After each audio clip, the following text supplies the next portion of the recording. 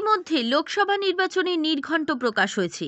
চলছে নির্বাচনী বিধি। তার মধ্যে দক্ষিণ ২৪ পরগনা জেলার পাথরপ্রতিমা ব্লক সহ বিভিন্ন ব্লকের চুক্তিভিত্তিক কর্মীদের নির্বাচনে যাওয়ার জন্য চিঠি, এমনকি তাদের ট্রেনিংয়ের কাজ শেষ হয়েছে।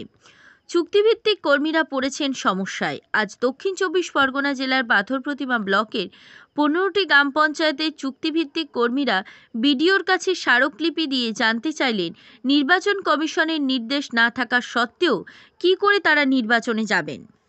এতে তাদের জীবনে ঝুঁকি থেকে যাচ্ছে। নির্বাচন করাতে গিয়ে যদি কোনো অঘটন ঘটে তার দায়ী কে নেবে। তারা দীর্ঘ ১৪ থেকে ১৫ বছর কাজ করছে সামান্য বেতনের বিনিময়ে। এবারে মুখ্যমন্ত্রী মমতা বন্দ্যোপাধ্যায় টাকার পরিমাণ বাড়ালেও তারা কিন্তু বেতন বাড়ানোর পর্যায়ে পড়েনি, অথচ তাদেরকে নির্বাচনের কাজে পাঠানো হচ্ছে। সত্যি যে ইন ফিউচারে কি হবে, আমার তো মনে হয় আমার ফিউচার আমি নিজে বুঝে গেছি, আমার ফিউচার কিছু বলে নেই। কারণ আমার মূল্যবান সম্পদ আমি 13টা 14টা বছর আমার গ্রাম পঞ্চায়েতে কেটে গেছে।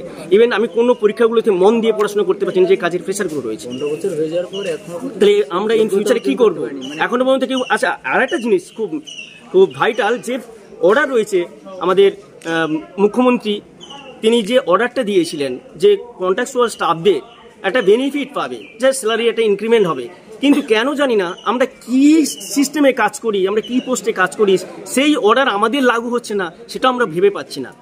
আমরা বলছে স্কিমেটিক, অর্ডারটা আমরা দেখেছিলাম স্কিমেটিক। যদি স্কিমেটিক হয়ে থাকে তাহলে স্কিমেটিক আন্ডারে তো আমরাও তো পড়ি। আমরা কোন স্কিমে কাজ করি না, শুধু এমজেএনআরজি না তো, আমরা কি মানে মুখ্যমন্ত্রীর পরিচালিত যতগুলো সি আছে সবগুলোতে তো আমরা অ্যাটেন্ড করি। তো সে জায়গাতে দাঁড়িয়ে কেন এই জিআরএস ভিএলইদের সিএসটিভিদের কথা ভাবছে না, কি আমি আমার মাথায় ঢুকছে না। আর আমার বন্ধু বান্ধব সবাইকে বলছি আমাদের ফিউচার কি হবে আমরা সঠিক বলতে পারবো। আমাদের এই ব্যাপারটা ওনাদের কাছে তুলে ধরতে চাইছি যে ইনকেস কিছু হয়ে গেল আমরা কি করব, আমাদের নিয়ে কে লড়বে। গত 15 বছর কাজ করার পরেও নির্বাচন নির্দেশ দেয়নি, তো সেই জায়গায় আমাদের নিয়োগ করাটা যুক্তিযুক্ত হবে না। সেই নিয়ে সাহেবের কাছে তুলে ধরলাম মেটারটা, এবার যা করার বলি। সরকারি কোনো নির্দেশ এবং সুযোগ সুবিধা ছাড়া তারা যেতে চান না। পাথরপ্রতিমার বিডিওর কাছে একটি ডেপুটেশন জমা দেন। বিডিও ডেপুটেশন জমা নেন, তবে তিনি কোনো মন্তব্য করতে রাজি হননি।